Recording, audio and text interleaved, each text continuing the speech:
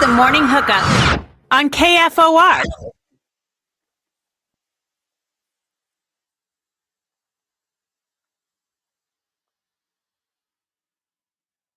Good morning, Lincoln, Nebraska. Happy Tuesday. Welcome to the Morning Hookup. Look, Elijah Herbal. Hope your Tuesday's off to a great start. You caught me with that one. That was good.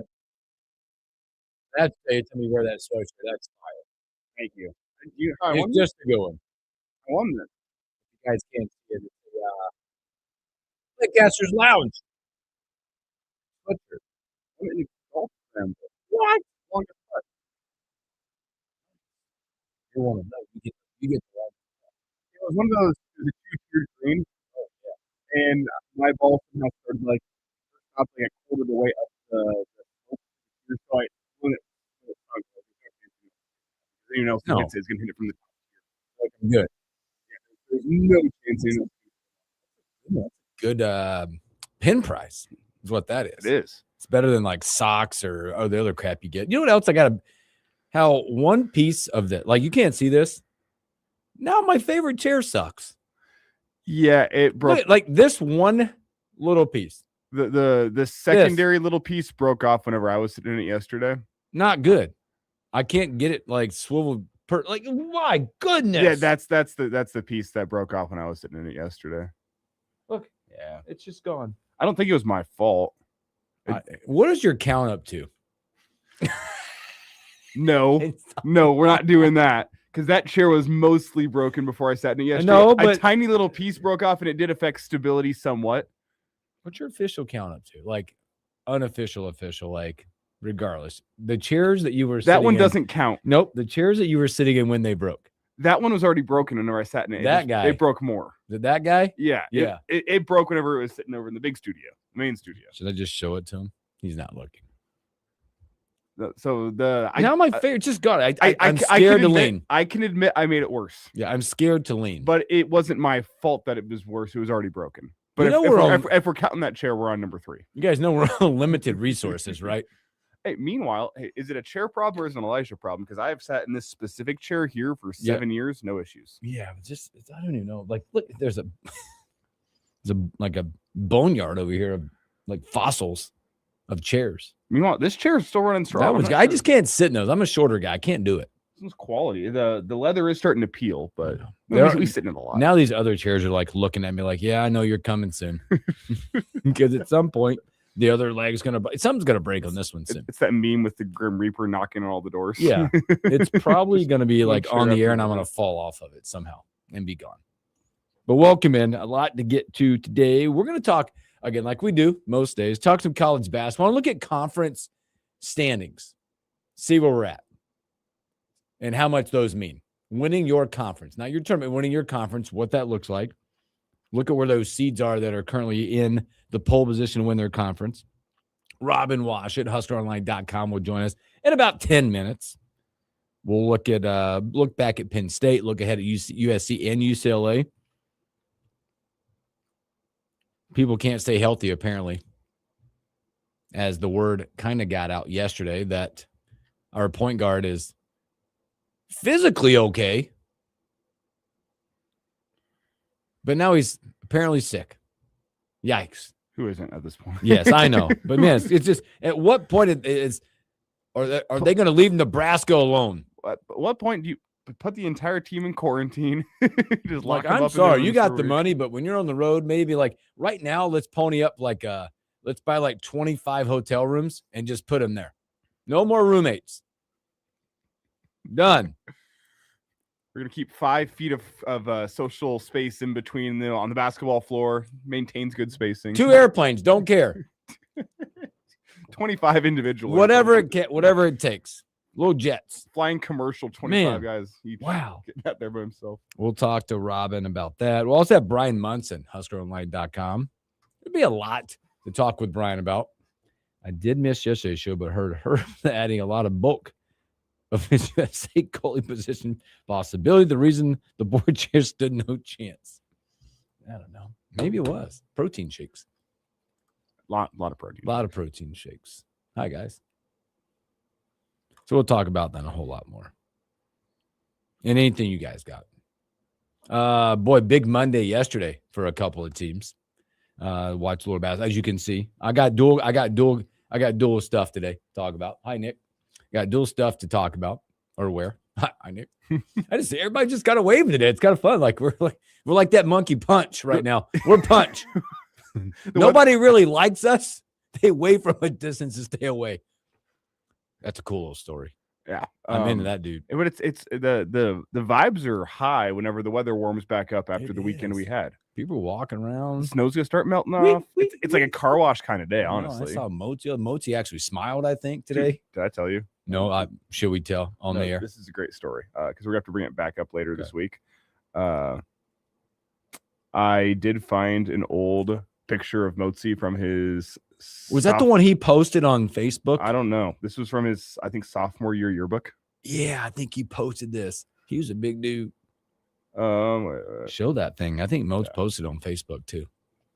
Because how'd you find the archive? This is good stuff. Dude, turns out all of the Lincoln Public Schools yearbooks are just publicly available online. So I spent some time last night going and finding some of my buddies' old pictures. Yeah, and then I found a Motzi. I found a Motzi. Here we go.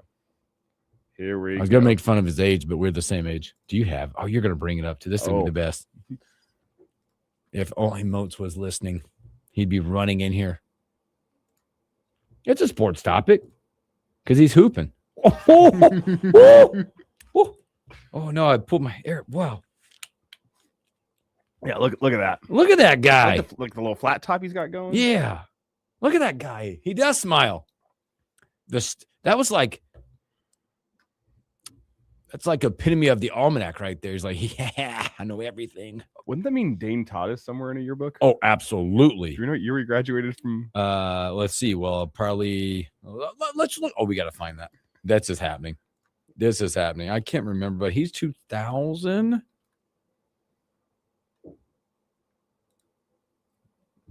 I think somewhere in there in the because I'm the same age as Moats. Moats and I are the same age. 2000 and Moats and I are the same age. So let's see here. 2002 was his red shirt year. So that means he graduated in 02.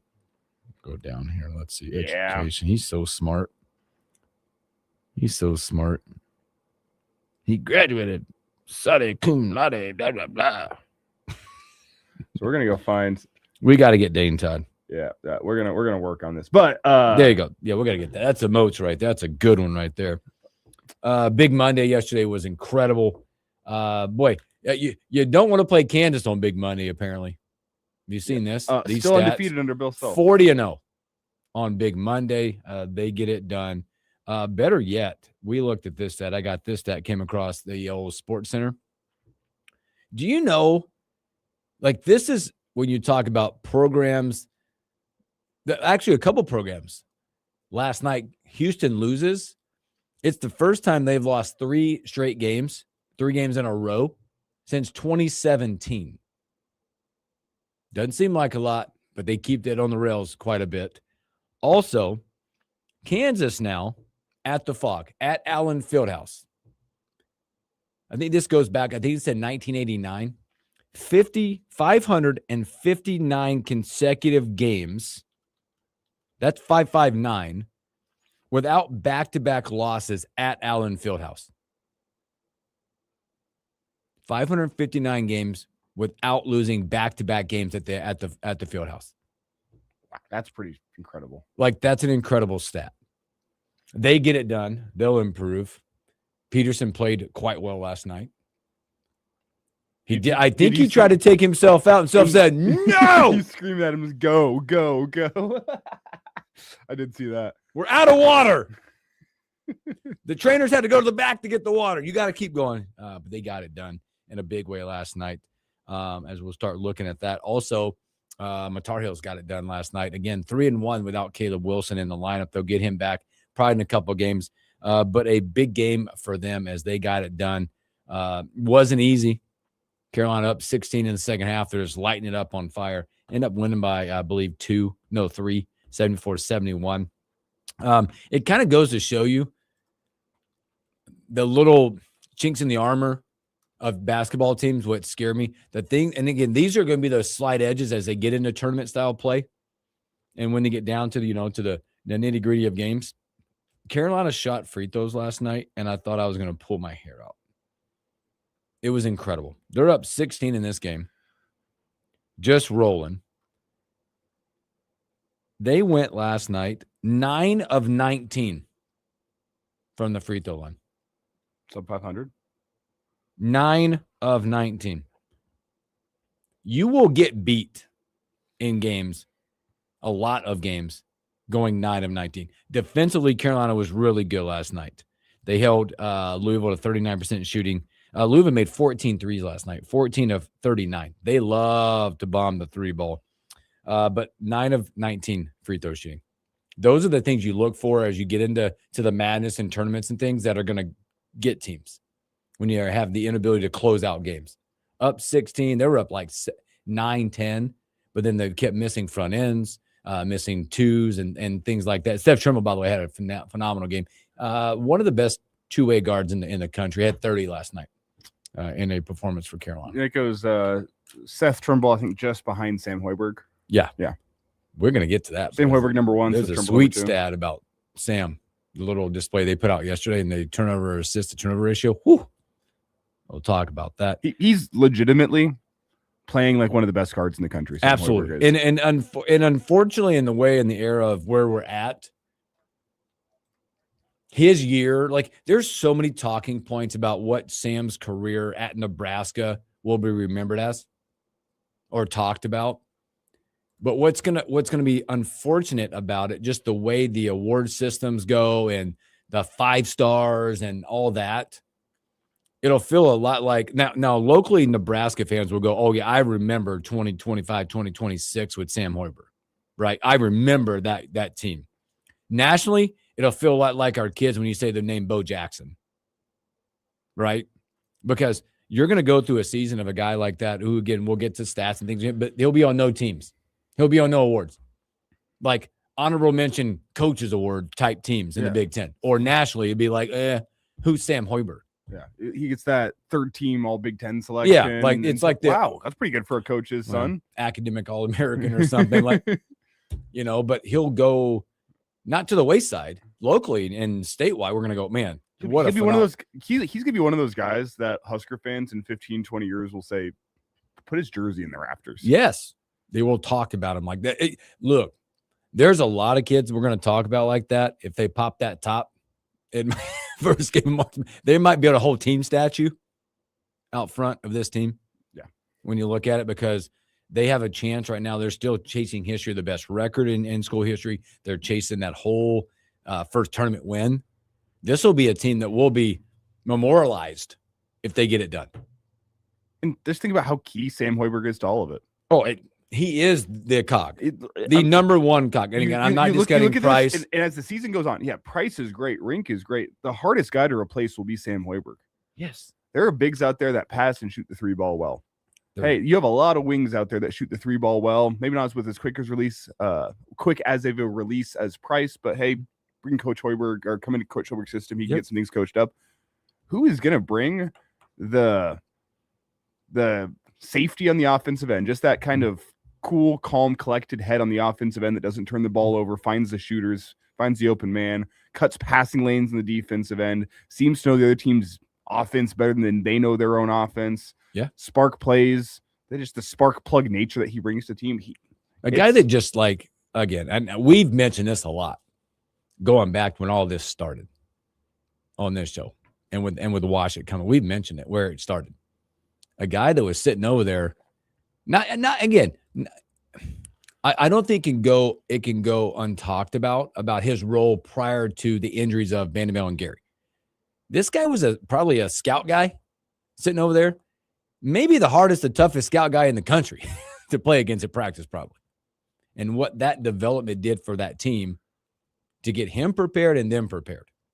To when he stepped on, it was like, all right, here we go. You know what a good thing to do right now is, though?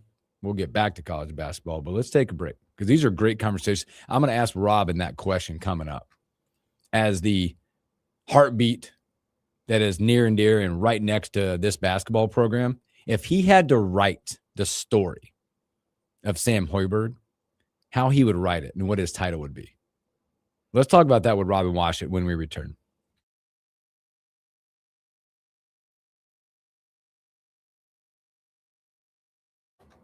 Oh, yeah, you were first. Morning Tide, morning Flex, and morning Arlo. I know, I was the guy. I was part of that. I don't think I was by myself. That concerned about the sides and all that. I accept it. First of all, can we go back to this punch the monkey guy? Dude. My kid showed me this like 2 nights ago. It's just all over. I thought it was like, have you guys seen this thing about the monkey getting bullied? I'm like, is this a joke? Was this like, hey, so-and-so and so-and-so walks into a bar type thing? You ever punched the monkey?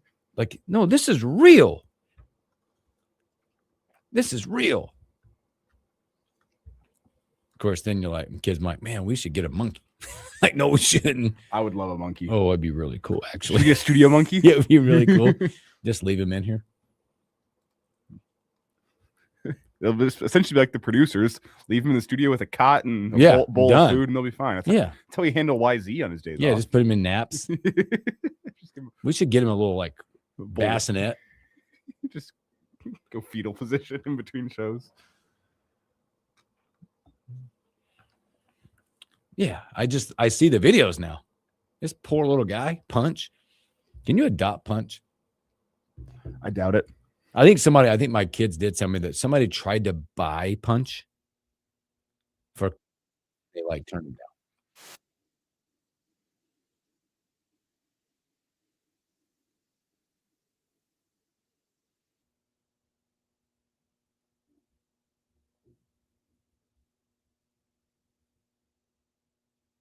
Yeah, I got you. I got you. Yeah, I was pretty fired up when watching that. Thanks, Arlo. Celebrated Slim's birthday last night. Food was phenomenal as always. Thank you. Thank you. Yeah, I got you, Flex. He said you probably given him his flowers as always the people's host. Thank you. I'm still waiting on the thing that I bought so I can bring it to the studio. They're not here yet. My Husker memorabilia.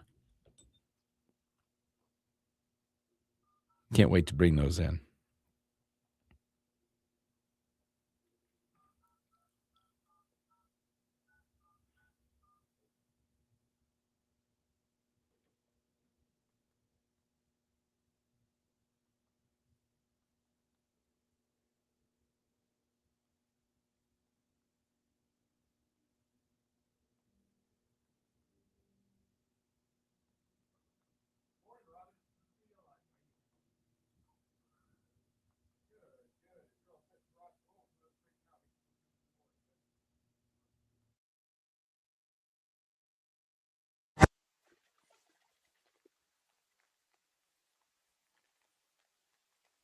Welcome back to the morning hookup. Happy Tuesday. Our guy, he needs a little energy. I can hear him over there. We got to get this guy going today. He's got to be fired up like we are. It's Robin Washut, HuskerOnline.com.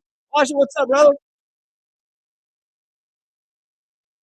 Washut, you there, brother? Good morning. I'm here. Oh, there you I'm are. here. I just said I got to bring a little energy today. You didn't sound like you were like all perky and ready to go. Well, no, Tuesday, grinding. Just run by Nebraska basketball. We're going to talk about the team in itself and look back at Penn State, look ahead at this West Coast trip coming up. But we were just having this conversation about Sam, and like all the stats you look at, the intangibles he brings, and then locally, we're going to feel like we're going to look back after the season and really, give Sam flowers, all the thing right now. But nationally, you're going to go, man, his career here is going to be a lot like Bo Jackson when you talk to your kids, like he won't make any teams, anything like that, and get the accolades. But it's being the guy that you are. If you had to go back and you're writing posts about Sam Hoiberg and his career at Nebraska, how does that read to you? What is that title to you, and how does it read if you look back on Sam's career?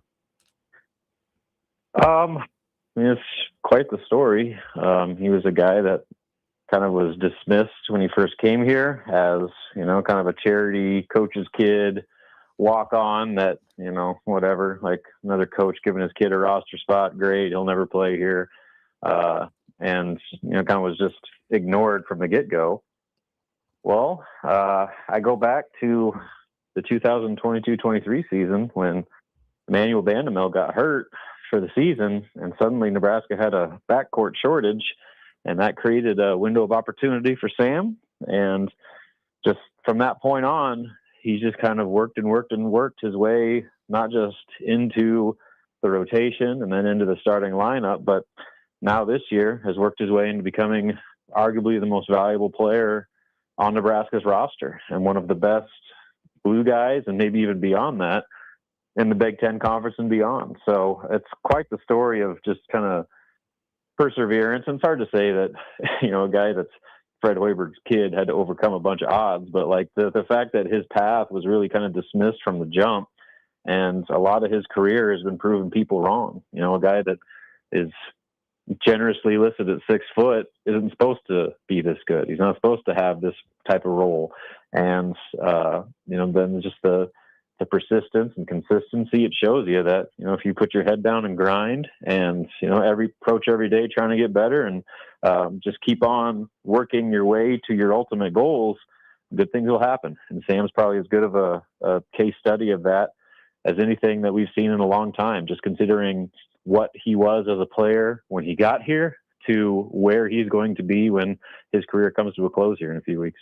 When did you realize, not even that he'd be this good, but just that he could be a contributor? Because you talk about the beginning of his story. I remember whenever you got those student section cheers when Sam Hoiberg comes off the bench, because here's the guy, man, you can kind of relate with him. He's not a huge guy, like doesn't really look like he should be out there, but he's got the spot because the coach's kid, so he gets the cheer.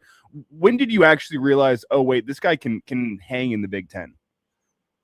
Probably a couple years ago. I think that tournament season. I mean, obviously the 22-23 season, he had like 15 points at Maryland, but that was kind of a lost year. And you're like, all right, well, he's just kind of playing out of necessity, we'll see. Hopefully they can recruit some quote unquote better players and all that. But then the year after, the tournament year, if you go back, he made some game changing plays, like the steal, where he did a pick six layup. I can't remember who it was against, maybe Ohio State or Maryland, but either way, like he was making like impact winning plays, which, as we now know, has kind of come to define his entire career. But I would say that was the year where he went from being a guy that was playing out of necessity to playing like a genuine asset to that team. And again, he's only continued to build from there. But I would probably go back to 2 years ago when it went from like a kind of a fun feel good story to, hey, this kid could actually be a difference maker. Again, we're speaking to Robin Washut with HuskerOnline.com. Well, reflecting back just a few days ago, Nebraska, Penn State. Nebraska gets back right in this one. Obviously, you're without Burke, and apparently that the basketball people upstairs really do not like Nebraska, as they continue to give us the flu. Get every obstacle. They've got to keep, removing those obstacles. But when you look at it, thoughts about when Frager was in the lineup. I felt like when you look at the way Frager played, obviously we'll talk about Price and what Price did in the double-double from Sam, as we're talking about him. But give me thoughts on Frager. It looked like for the first time maybe that little pop in the step was back for him. Yeah, it wasn't just the scoring. He got to the rim a few times and had made some shots and just kind of had that offensive flow going as well as he has maybe since the injury. But I thought the real X factor was right out of the gates. He was setting the tone on the boards, 3 offensive rebounds in the first 3 minutes of that game. It was kind of a tone setter in a game where Nebraska needed to bring the juice and jump on Penn State early. Braden was one of the guys that helped do it. And it wasn't just, being the, athletic to the rim scorer or making 3-pointers. It was kind of doing some of the dirty work that I think can really separate him when it comes to his value in this lineup. So good to see him kind of get back to that physicality, attack mode that made him so good before that ankle injury against Washington. I do think it's a direct correlation with him actually finally getting healthy. Fred said that last week leading up into the game was Penn State game was as good as he's felt since spraining his ankle. He's finally able to get additional workouts beyond practice for the first time last week. And I think that's kind of, when he's actually feeling good and healthy, he looks like a different player by zero coincidence. So things have taken a little bit longer coming off that injury than I think he and everyone else would have hoped, but certainly encouraging that he appears to be getting back to his old form right in crunch time when Nebraska is probably going to need it the most. As we talk about guys getting back into form, where are you at with Rink Mast? As he still kind of remains in a lull. He's had little flashes, but like a full game performance. It's been a while since we've seen what I've come to expect from Rink Mast. Saturday was just 8-6-3.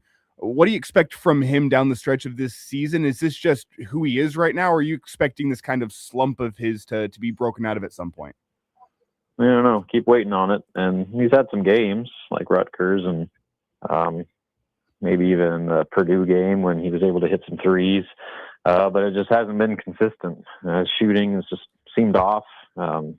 His percentages from three-point range have kind of fallen off a cliff. And really the majority of his work is being done inside the arc, which is good. I mean, that's what you need from him. But also, like, it's a bit of a concern because, like, I don't think Nebraska will be able to reach its full ceiling until until Rink kind of becomes the player that Fred Hoiberg and the staff thought that he could be and built this roster around him being. So that's kind of I guess the good news is that they're still keeping their head above water without him playing at his best.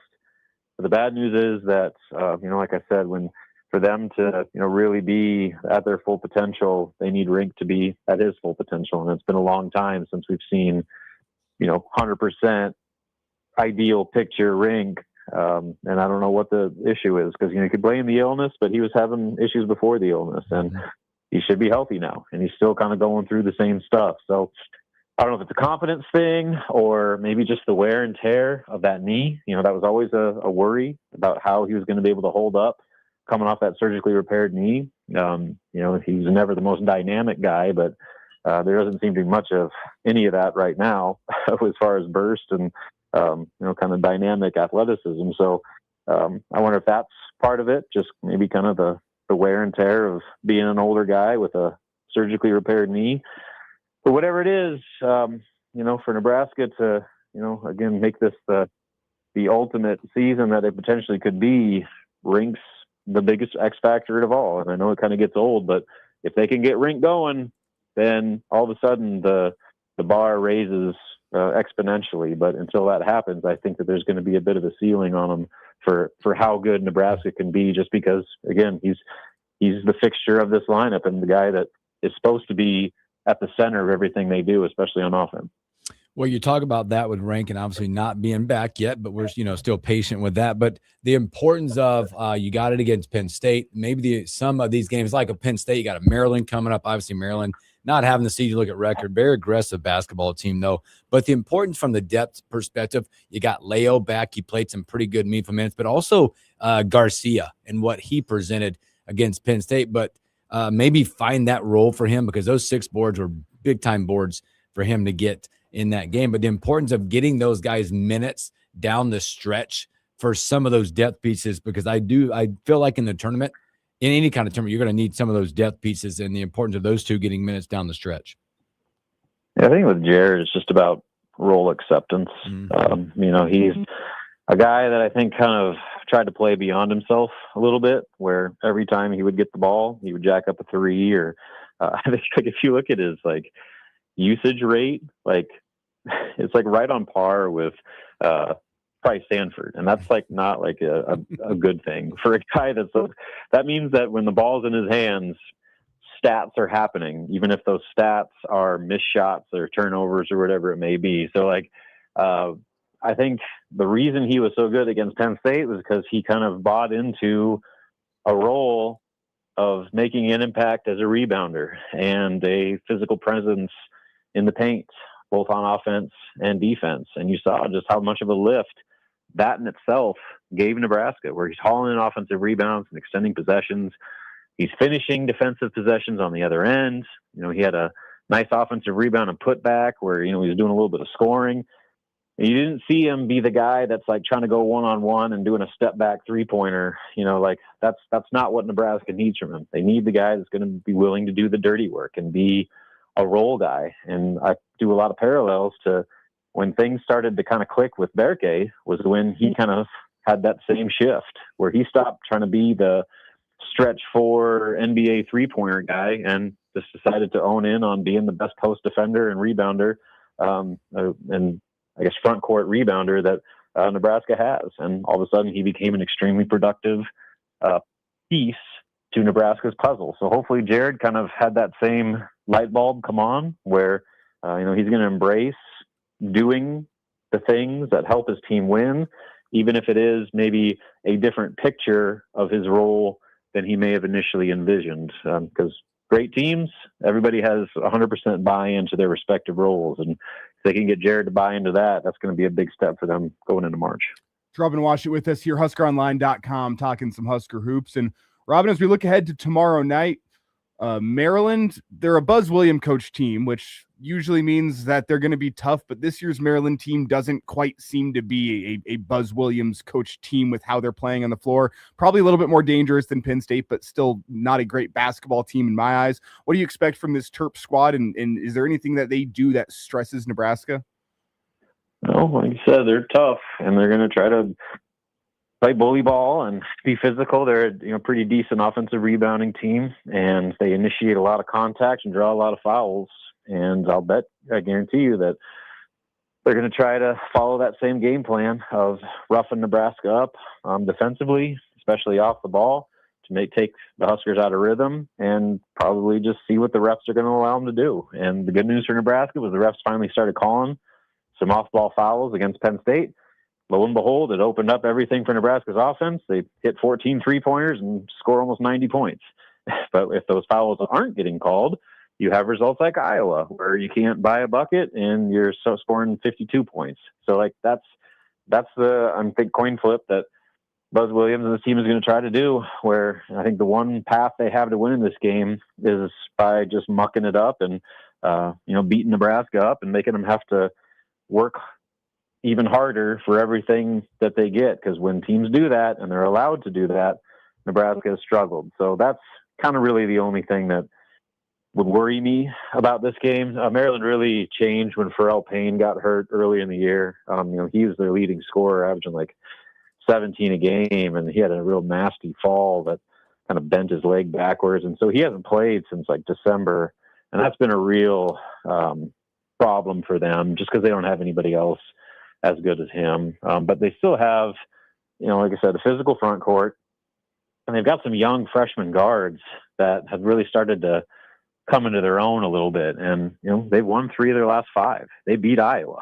Nebraska didn't beat Iowa. So they've shown that they're capable of, competing with teams that are on Nebraska's level. So this is going to be a test for Nebraska physically, first and foremost, but then also mentally, to be able to battle through some of that physicality. I guarantee you Maryland's going to throw at them and respond the right way, unlike some of these previous losses during that February swoon. So, they're not, if Nebraska is able to run their offense and knocks down shots, they should be fine, because Maryland just has a real problem scoring. But if this is kind of one of those like fist fight, really ugly physical games, then Nebraska might have some issues on its hands. Watch it. I know you've done that. Well, I think we're in uncharted territory as a Nebraska basketball fan, but taking the time to look at the landscape of college basketball in your rooting interest. Have you done that? Because I've looked at, I love the whole bracketology of all this, but like rooting interest of like tonight, I think you got one of those games, and you start looking at like Lenardi has the last 4 buys. You have a UCLA, and an Indiana now has entered the frame of that. You look on the outside at Ohio State. Have you compiled that list and scoreboard watch a little bit for Nebraska in the rooting interest category? Not like extensively day by day, but I think it kind of goes without saying that, the teams that are around Nebraska in the Big Ten standings, that's kind of where I start, because I think playing that triple bye or getting that triple bye in the Big Ten tournament is so valuable, just because it's one less game you have to play going into March. Like, even if you win it, like, all right, well, you only had to play 3 games, where if you don't, then you got to play 4 games in 4 days. So like it's just one less grind on your plate going into the more important games comes the NCAA tournament. So I look at the top 4 seeding in the Big Ten as kind of the priority, because you do that, odds are you're doing what you need to do to remain in position for NCAA tournament seeding. And I think if they can stay on that 3 line, then that's kind of probably the best case scenario right now, unless some fluky things happen ahead of them in the national standings. Then maybe they can, if they win out and maybe some teams lose ahead of them, they can jump up to a 2. But I think the 3 is probably the realistic goal right now. And I think if they go 3-1 down the stretch, they should be firmly on that 3 line. So that's kind of the path I think Nebraska needs to follow. But from a national standpoint, like, there's just so many unknowns and variables about what's going to happen there. I kind of localize it more with the Big Ten. And like I said, if you keep yourself in that top 4 of the Big Ten, odds are you're keeping yourself in that 3 seed line for the NCAA tournament, and then things should work out about as well as you could hope. Robin, does it feel too early, or what point do you start looking at some of those 14 seeds and go, I think they kind of match up poorly with Nebraska? Like, let's circle that one. Like, at what point do you start doing that?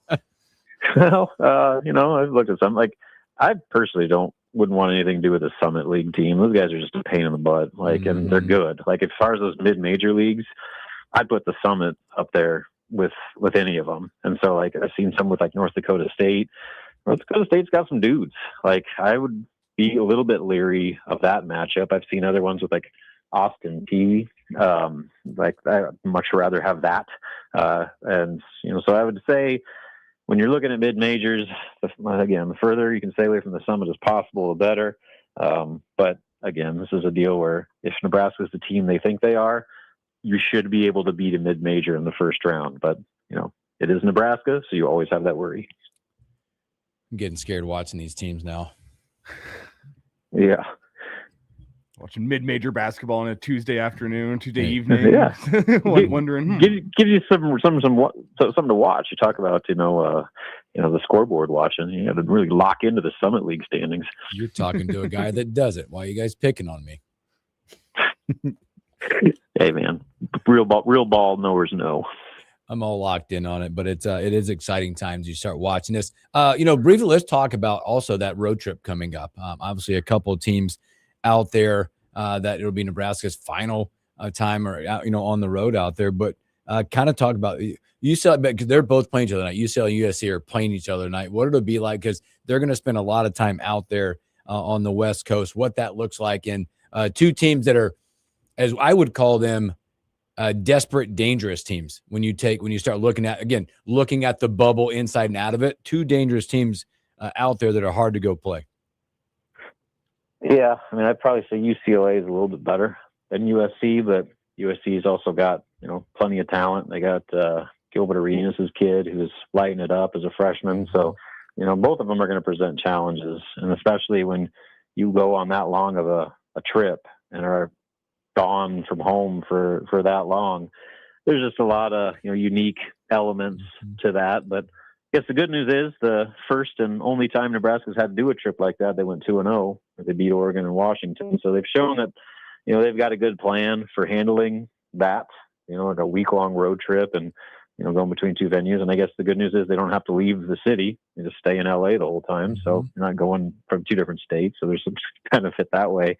But UCLA's, they're a tough team. You just saw what they did earlier this week with their upset. So I think they're both teams that can give Nebraska problems, and Nebraska's got to be ready to go. Because like I said, I think if they need to split that trip at minimum to maintain the position that they have. And I would probably put USC as a little bit easier of a game, but I wouldn't classify either game as being easy just because of the unique variables with that West Coast trip and the fact that both of them are playing some decent ball right now. Are you in the camp with me as well, as that I think they should all travel separate to LA and have 25 different hotel rooms on different floors, just with the flu? Stay away from each other until you see each other practice. I was going to say, it's hard to practice when you're, in a bubble, but it's not like Nebraska's the only team that's dealing with this right now. And it's like a unique thing where it's like more stomach oriented. Mm-hmm. So you just hope that like it kind of runs its course now, as opposed to in a couple of weeks when, you're trying to prepare for a tournament game and all of a sudden you got multiple starters that can't get out of the bathroom because they're throwing up. So I guess the fact that it's happening now, albeit this is a critical point of the season, so it's not ideal by any stretch, but if it's going to happen, I'd rather get that stuff cycled through you earlier the better, to where you're not having to worry about this when the season defining games are on the line. It's Robin Washut with us here, HuskerOnline.com. And Robin, before we get you out, quick thought on football. We got to hear from Matt Rule and the Husker coordinators on Thursday. They've now kicked off spring practice. It still feels, quiet. You have baseball, you have softball, you have basketball doing good things. So that's kind of on the front burner, whereas football's on the back burner. Is there anything you're paying attention to this week on the football side of things, or is it all basketball all the time right now?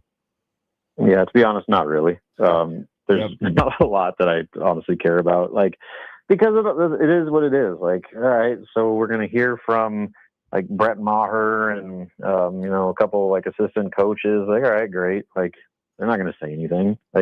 And until we actually get to see the team with our own eyes, then you kind of just take the talk for what it is. It's just talk. And I think Nebraska, to their credit, have been pretty good and mindful about not talking so much. I think they get themselves into trouble when they say too much during these spring press conferences, because you build guys up and kind of create expectations that, fair or not, kind of can define the narrative of a season before you even play a game. And then if you don't meet that narrative, all of a sudden you're a big disappointment. So I think that they've got the right approach of just keeping their head down and not worrying about winning an off-season national championship, because as we've learned many times over the years, those only set you up for failure. So I'm probably not alone in the fact that I'm not all that jazzed up about spring ball. And I think that it's not the worst thing that there's a little bit less of a buzz around the team right now, because they don't need to worry about headlines or storylines or any of that stuff. They just need to worry about the work and trying to prepare for a daunting schedule ahead that they got to make sure they're hitting on full cylinders come fall. So it's all about the work right now and really not much about the talk. Washut, thanks for your time, brother. Always a pleasure, man. Take care of yourself. We'll talk to you real soon. Sounds good, man. See you later. Robin Washut, HuskerOnline.com. Great stuff from Washut every day, every morning on a Tuesday in the morning hookup. So let's take a break. Come back and wrap up hour number 1.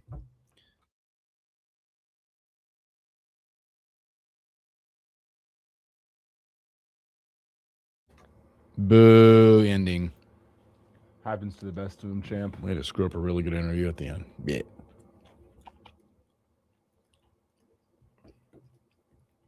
Monday. We have about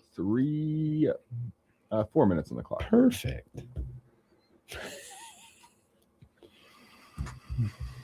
I love the fact that we're all really transparent about it. Football is football right now. Yeah. Back burner. We'll say something about it, but also appreciate the fact that the comment is like that as well. It's good that we're not hearing about it or talking. It's people over time, probably including a lot of us, come to the top.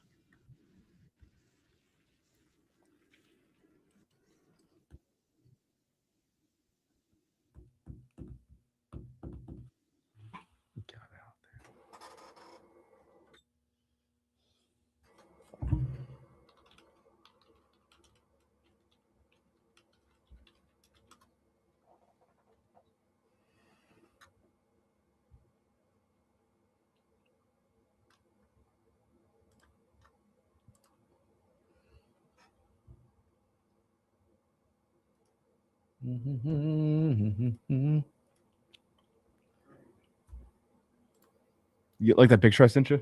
That's incredible. DDT. Mm-hmm. That's a good one. We'll save that for Monday. Yeah. That one's coming out for sure. Look at that guy. Same dude, minus the little lattice up top. Yeah.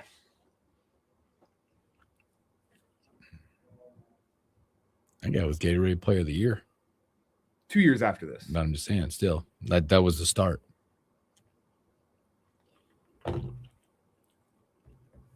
need to bring up Monday the fact that maybe I've just been missing it, that the doctor is like become either has someone or he's become social media savvy. Has he? I've seen Facebook posts all of a sudden, seen some Instagram. I mean, it's really happening. I'll have to look into that. I know, look into it. It's just starting, but maybe it's just because I just happen to come across, and then there's the algorithm all of a sudden. I just seen some stuff. Trying to increase his image and brand.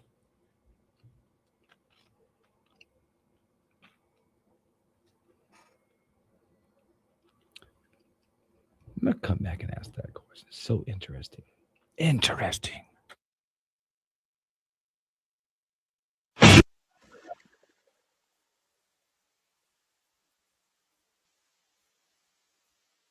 Welcome back in the morning. Hookup. A few moments left to hang out with you guys in the fast-moving first hour. Special thanks to Robin Washington with HuskerOnline.com.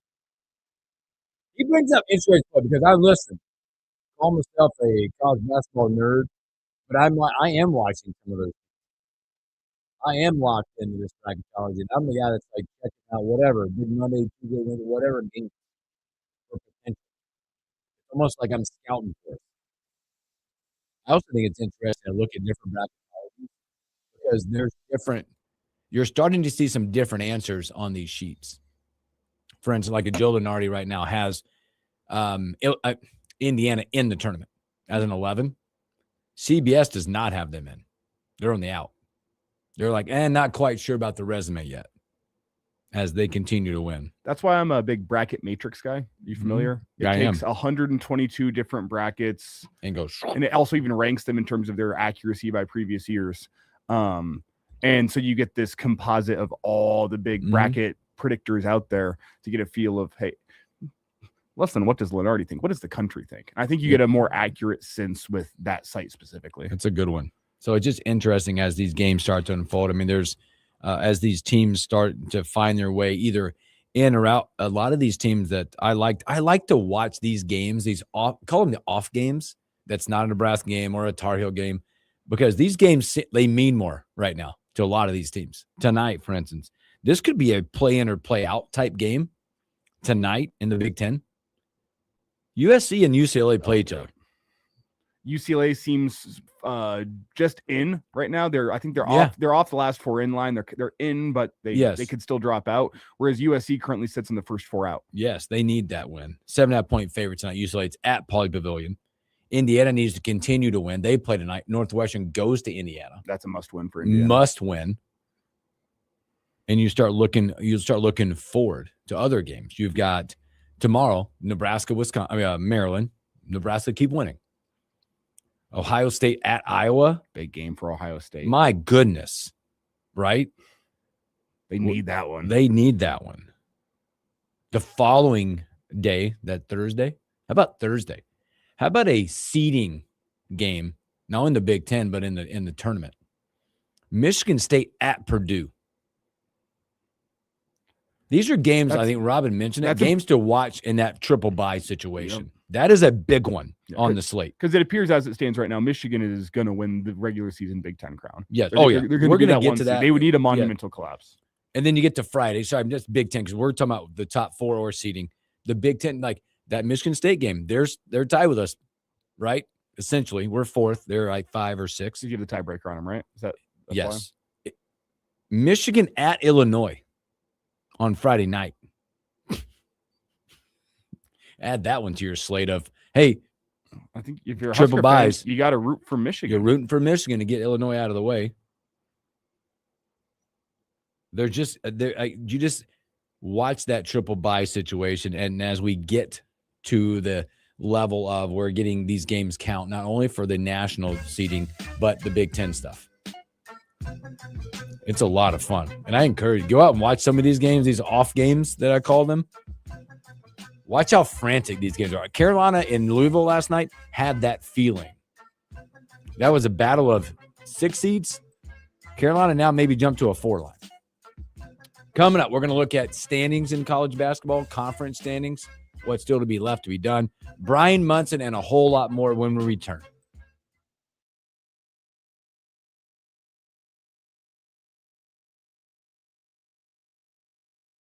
You've got your very own handyman to help remodel your home. Don't miss our kitchen sink sale. Top quality brands include Blanco, Kohler, and Barclay. 30 sinks in stock and on sale at Handyman Home Remodeling Center.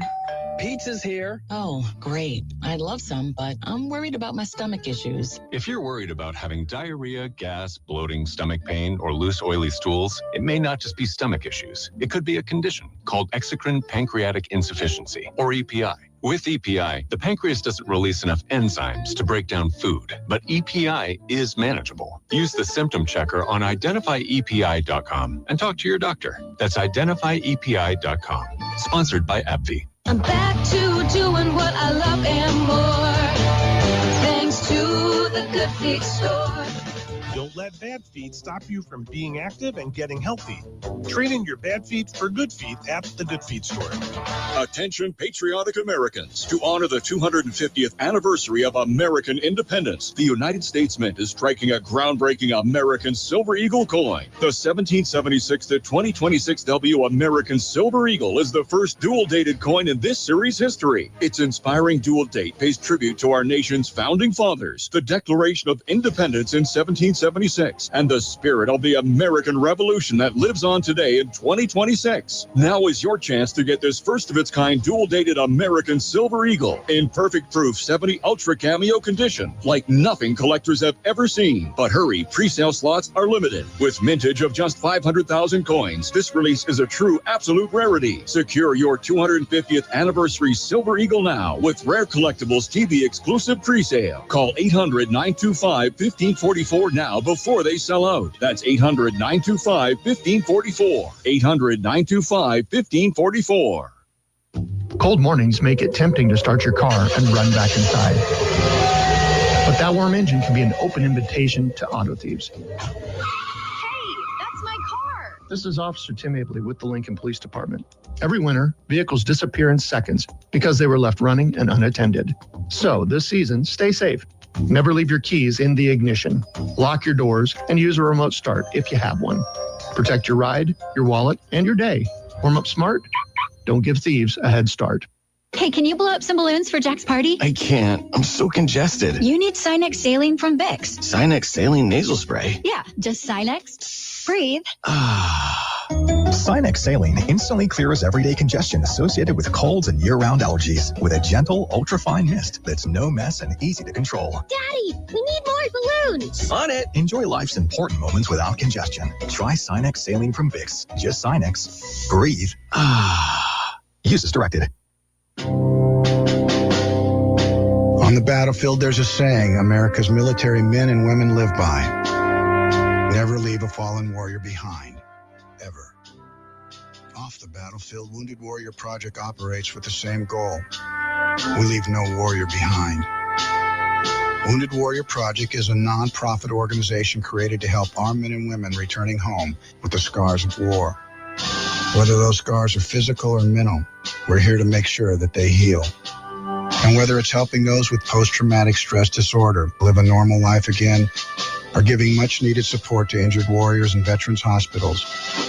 Because no one deserves our help more than the men and women who risk their lives to keep us safe. Wounded Warrior Project. We never leave a fallen warrior behind. Ever. Learn more about what we do at woundedwarriorproject.org. Lincoln's local news, talk, sports, and weather station. FM 101.5, 1240 AM, KFOR, and KFRX HD3, Lincoln. From ABC News, I'm Brian Clark. U.S. consumer confidence is up slightly this month, and according to White House Press Secretary Caroline Leavitt, the economy will be a major theme in President Trump's State of the Union address tonight. The president will lay out the case for why he and Republicans are better suited to continue tackling the affordability crisis that was created by the Biden administration and Democrats on Capitol Hill. But there's also plenty of economic uncertainty after the Supreme Court struck down the president's sweeping tariff program. FedEx filed a lawsuit seeking refunds on the tariffs it paid. ABC's Rachel Scott has more from Washington. Tonight, the president is expected to be just a few feet away from the justices that made that ruling, possibly even two that he appointed himself. He spent the last few days railing against them, saying that they and their families should be embarrassed, saying he couldn't care less if they come at all. Today's show host Savannah Guthrie says in a new video her family acknowledges it might be too late for her mother Nancy to be found alive, but that they're still hoping for a miracle and now offering a $1 million reward for Nancy Guthrie's recovery. She's been missing since February 1st. Someone out there knows something that can bring her home. Somebody knows. And we are begging you to please come forward now. The House expected to vote today on whether all planes operating around busy airports should be required to install locator technology. The head of the NTSB said that technology would have prevented last year's mid-air collision near Washington, D.C. that killed 67 people.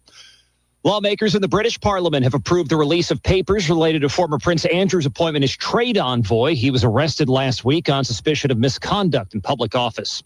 And the massive cleanup continues in the Northeast after the historic winter storm that dumped more than 3 feet of snow in some areas. You're listening to ABC News. Wesley Financial Group is not a law firm. Ask yourself this question. Is it really worth holding on to that timeshare that you know you need to get rid of? Here's the truth. The average maintenance fee just went up over 17%. That could have been 117%, and there's nothing you can do about it. When you buy a timeshare, you give them a blank check for annual maintenance and assessment fees. I'm Chuck McDowell, founder of Wesley Financial Group. For 15 years, I've helped over 50,000 families cancel their timeshare. Not sell it, not transfer it, cancel it. Did you buy a timeshare because they told you it was a great investment and your maintenance fees would never go up? That's a lie. Are you ready to get rid of your timeshare once and for all? Simply call us and I'll send you our timeshare exit kit that explains all your options for cancellation. Call Wesley now for your timeshare exit kit. 800-747-1515. That's 800-747-1515. 800-747-1515. A new bus fare collection system approved for StarTran. Good morning, I'm Jeff Moats. Partly sunny, 37 degrees at KFOR. A new 4-year contract with California-based Cubic Transportation Systems worth $1.4 million includes a new fare collection system for StarTran and received the thumbs up from the Lincoln City Council Monday night. LTU Director Liz Elliott says new fare collection system has new features. One of the biggest technologies they don't currently have is to be able to tap and pay, whether it's credit card, Apple, whatever type of payment device. The machines will still allow riders to pay with cash or use a bus pass. The city can renew the contract for an additional 4-year term. Court documents last week that were filed in Lancaster County showed that a former LPS special education teacher is requesting a new trial. 44-year-old Hillary Everett claims irregularities and misconduct in the last court proceedings involving the prosecutor and witness. And those court records also say that she claims the guilty verdict in the case is not supported by sufficient evidence.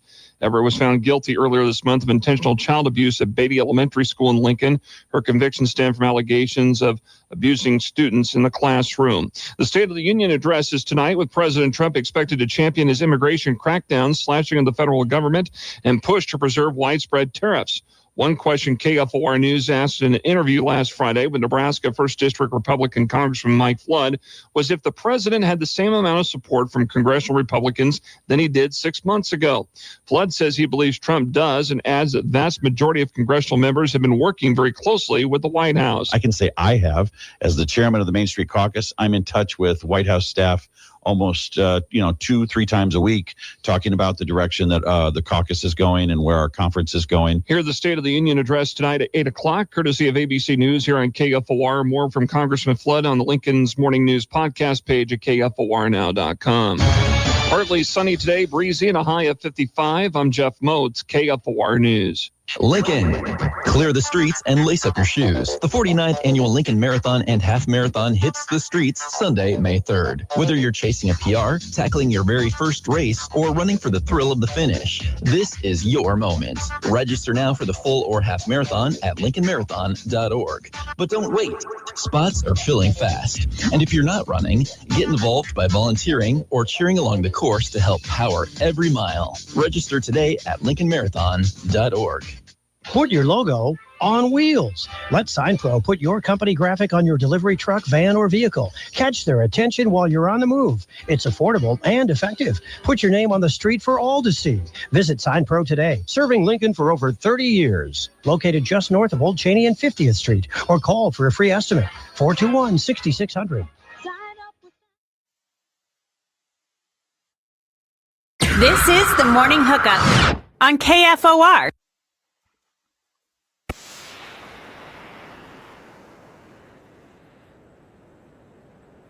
Welcome back to the Morning Hookup, hour number 2. Okay, having a great start to your Tuesday. It's going to be a pretty darn good day outside. A little breezy, mid-50s. Elijah, you won't believe we started talking, Moti and I. Moti's going to sit here for a minute. And I brought the fact that, like, these photos, these photos that you've been pulling, which whatever. Moti has, 8 photos of himself. You went different yearbooks. You went to the website that the LPS library put online. He's got 8 of his own. It's like junior high photos. That's the one he posted on Facebook. Yeah. Okay. Now he told me you got a picture of me, and I need to know what year in high school. Or do you want to save? I'll send. Look, it's going to be on the stream. I have some pictures of myself as well. I believe it was sophomore year. Maybe sophomore year. It's Moti smiling. That's junior year. That's junior year. That was junior year in 1994-95. Senior year, I either have a Zach Morris, James Dean type haircut, in that yearbook photo. My sophomore year was kind of normal, just boring, parted to the side. Mm-hmm. You got to see my 9th grade photo. I got it. I shared my 9th grade photo to Hooks, and he couldn't believe it was me. I gotta find this. You want to see my 9th grade photo here? I have this ready to go. Hold on. Do that one. Oh, what? That doesn't even look like you. What? That does not look like you, Elijah. And if you're listening on terrestrial radio, you can always check out the Morning Hookup live stream on YouTube. Yep. Just search up the Morning Hookup, and you should be able to find it. This is Motes. He posted this on 9th grade, right? 9th grade. First of all, let's look at all the details of this photo. I should send it to you so you can put it up. Let me send it to you. Well, in the meantime, here, you want to see 6th grade, Elijah? I don't know if I want to. I do. Let's get this. Okay. There we go. Yeah, I can. 10! 10! That's mean. He does not look like Billy Bob. Yeah. And then I got one more for you guys. Come a long way. Oh, man. Let's see if you can spot this one. Come a long way. What year is that? That's like an 8th or no. Oh, I know who that is. Uh-huh. Oh, that's somebody else. That's I think that's Schmitty. Yeah, it is. He's gonna kill us. Have you done this on the Average Joe Sports Show? No, we have not. You're gonna do it today. Oh. I think we're gonna do it on the weekend edition. Oh, Arlo even threw out Schmidt. Yeah. Can we like you're running that show? At some point, you just pop that photo up. Weekend edition, I believe it's coming. Did you email him that I did. photo? I texted you the photo. Text it to me. See if that one works. Look at that one. That's a 9th grade. Oh, man. We have to go through the details of that photo because there's integral 1992 vibes. Well, it was that 92? 92, 93 school year. Yeah. Okay. There's vibes of you check out the backboard. Well, the fan backboard, those were in a lot of the middle schools anyway. Yeah, the little auditoriums, we'd call them. I mean, they weren't gyms. Well, I mean, this is a gym. The floors that were as bad as dusty as ever. Yeah, that gym was. You know what's funny is that was the old. Oh, yep, there it is.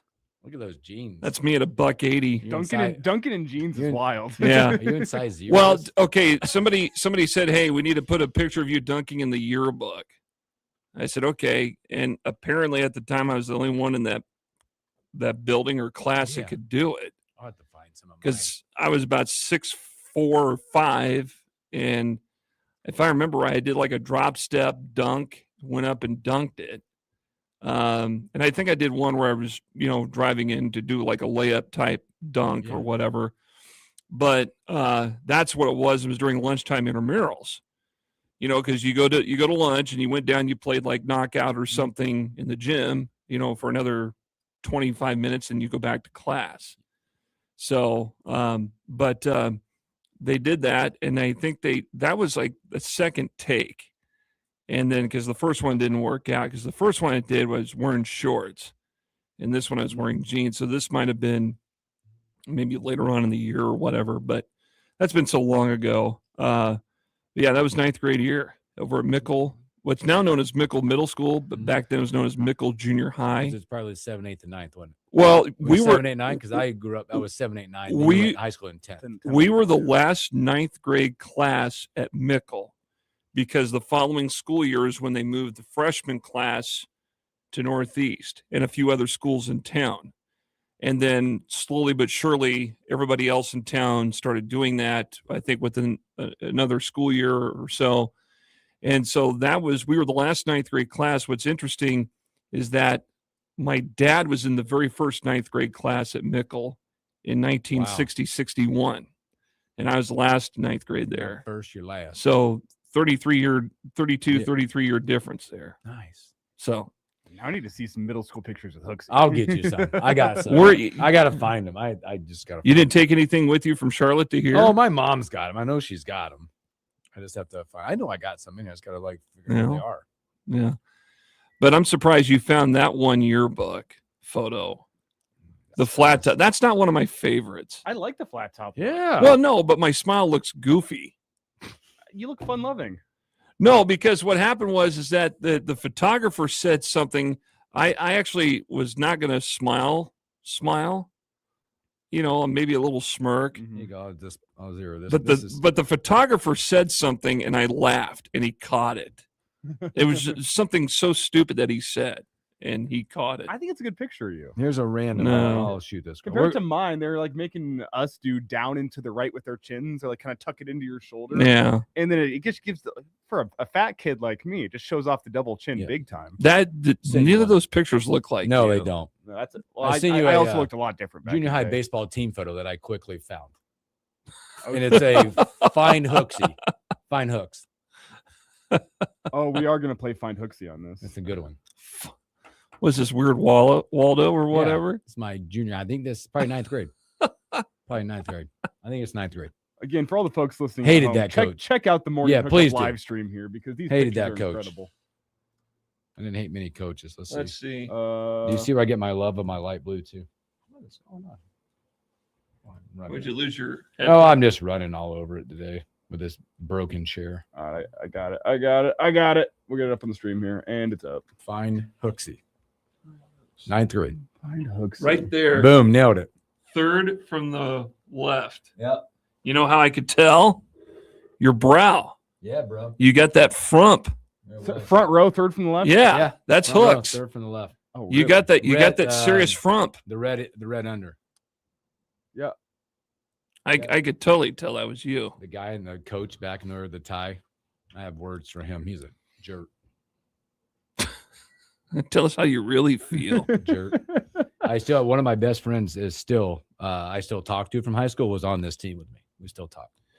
See, that's the other thing, Elijah. You need to look for team photos Of like myself or whoever.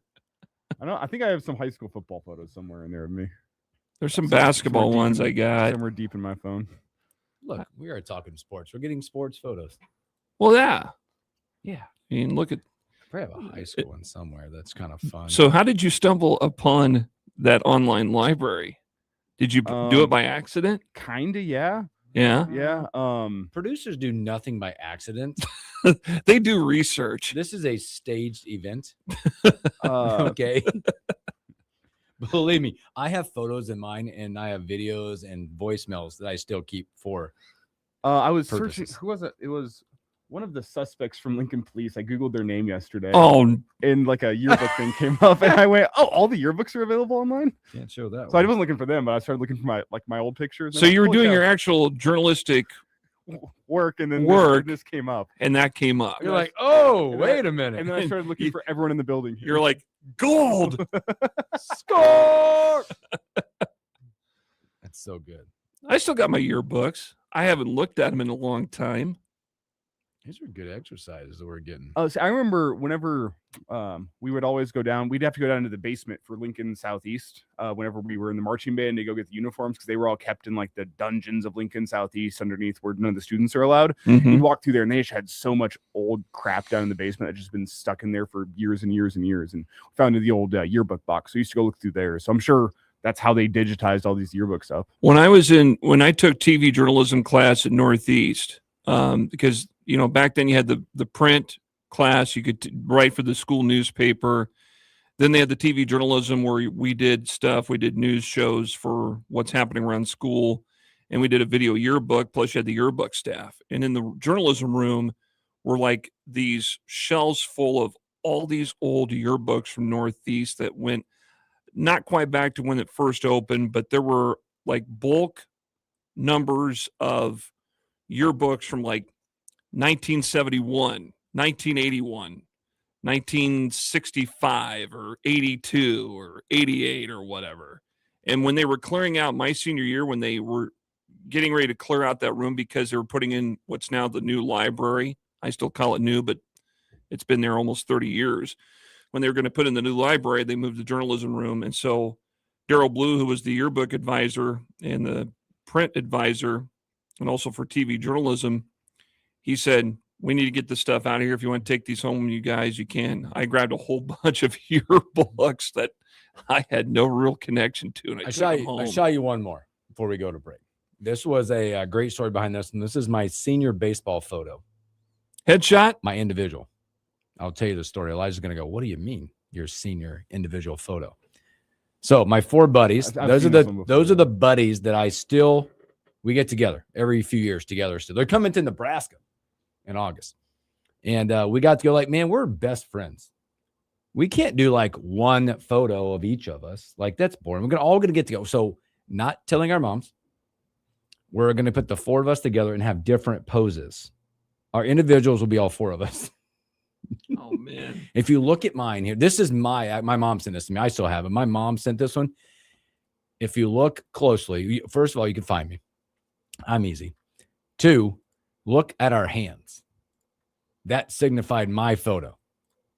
If you look real close at the hands. See the hands? Remember the owl game? Got him. That was my photo. Those are the four of us. You're number 8? Nope. 5. Nope. You're 3? I was 33. I'm on the far end with the glasses. The bigger, like with the wrist thing. I had a wrist injury at the time with the wrap. Oh, I didn't know you had a goatee like that. I didn't know that. Yeah, I did. Senior year you did? Oh, yeah. That was us. But we all did that. So going back to the guy, the other end of me is his name's Mike Fesser. He punted at Oregon State, punted for Mike Riley and Dennis Erickson. The more of this whole thing was we all got in trouble because his mom bought a poster of him that he thought was going to be the individual picture. She got all four of us in a poster, large size poster. Wow. So there you go. Those bats that you guys have are elite, no, those are illegal. Those things now. are like juicy. Yes. Yeah. That Black Magic. Oh, there were some good ones. Those are the Besser bats, not the BB core. Yo, those are no BB core, buddy. Yeah, those are the ones that kill people these days. Those are the ones that make the super. The ping. Yes. Yeah. Those are the real bats. Those are the good ones. You're hitting 120-mile-per-hour exit velo missiles, buddy. Well, So there you go. weren't, but Look at that. Well, some people were. I had 15 bombs my senior year. I set the mark. Did you? In my senior year. Okay. I hit like 415, something like that. I was over 400 and hit 15 bombs. Never hit again because I pitched in college. You're done. You're going to be a pitcher for the rest of your career. That's it. My arm hurts today, too. I threw BP last night. Never hit a home run in my life. What? I did. Batting practice, softball, anything. Never, ever hit I one did. over the fence in any way. I did. Do you feel like a void? I do. You do. It's kind of like dunking. You know, feel a void, don't you? I hit a grand slam down at Lewis Fields in the summer of 1992. Hit a bomb. He still remembers 92. Well, yeah, it was the only home run ever hit in baseball. It's a magical summer. It was. The Great Bambino. I belted that thing. Who's the Bambino? All I remember is that when I saw that ball fly deep off my bat, I stood there for a moment and went, "Oh my gosh!" I did it. I'm like, "Oh, I got to run." That's one of those. Did you thank the pitcher for hitting your bat? Yeah. No, but I don't know how I made it around, but it seemed like they were traveling all the way over to the next county looking for that ball. So I can still tell you, only time I've ever touched rim, summer of 2018. I was doing childcare at a local gym. They did like a summer program. Dunking on kids? They're like, "Can you touch rim?" I'm like, "No." And then I went and touched rim, and I was as close as I've ever been to dunking. It's still a thrill I'll never forget. I think the last time I could dunk a ball might have been 2003. Never ever dunked a ball. Well, touched rim a couple of times. My knees are shot, and I'm not sure if it's big. been our best segment all week, but it's been our funnest segment all week. I promise. Well, you for guys. people that are watching on the stream, fun. So good stuff. All right, we better take a break. We're gonna take notes. Thank you. This is Yeah. fun. We got more. Now I got to get back to work, Yeah, fellas. back to work. Go get to the news. Yeah. So all right, let's take a break. Come back. We have Husker Online's Brian Munson.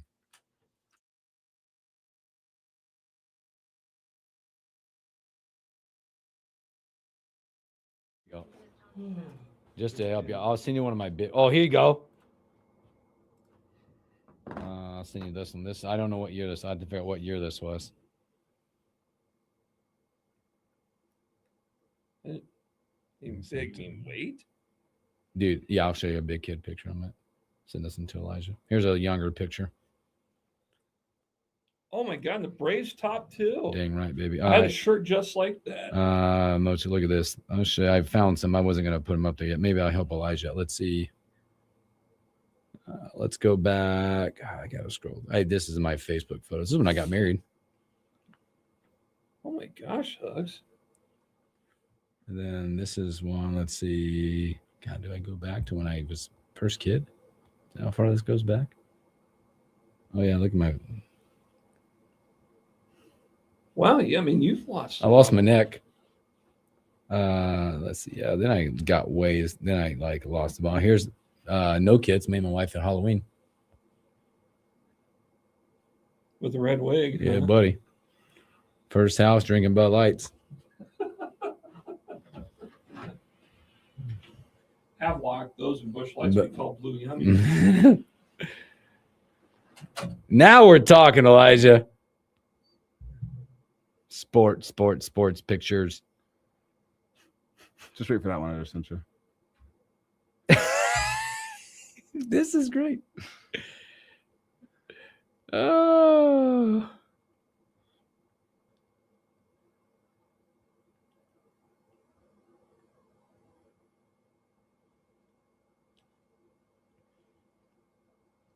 That's a good one. I got one. I'll show you. I was just showing Moats. I don't know if I have good sports ones when I'm a little bit. We get Brian on the line. We look for that. Here's one. This goes back. This is incredible.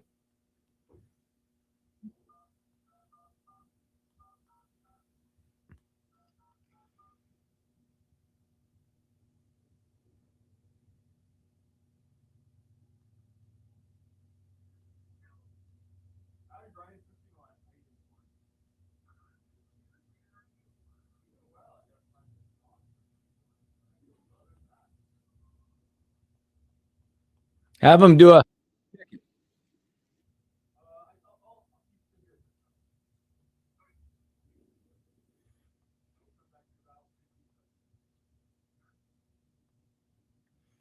There's a couple.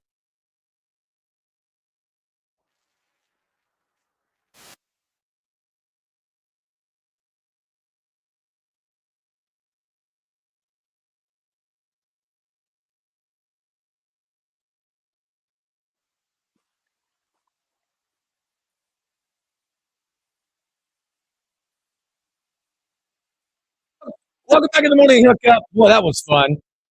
You feel free to submit any of your old photos you like. We can share them. The morning hookup and play a guessing game. Let's start our guy from HuskerOnline.com, Brian Munson. B, what's up? Hey, man, the boys are back in Canal. Yes, they are. We just did a fun exercise, and you probably do this as well, maybe with your kids. You ever go back and relive and look at old high school or junior high sports photos? Maybe on occasion. And you're like, look what Dad used to be. Yeah, they didn't have too many of me just because back in the day they had to have that flash tray and set it on fire, and then the smoke would come. No, I'm just kidding. They had a black room. That's what they're called, right? Right. They had to have that dark room and develop all the pictures. Now, we've done that a few times. I think there's actually, about probably pre-COVID now. I mean, gosh, time's gotten away from me. I got a hold of all of our old senior football games, and I was on a pretty good team in Columbus that had like Tim Carpenter, who went on to play for the Cornhuskers.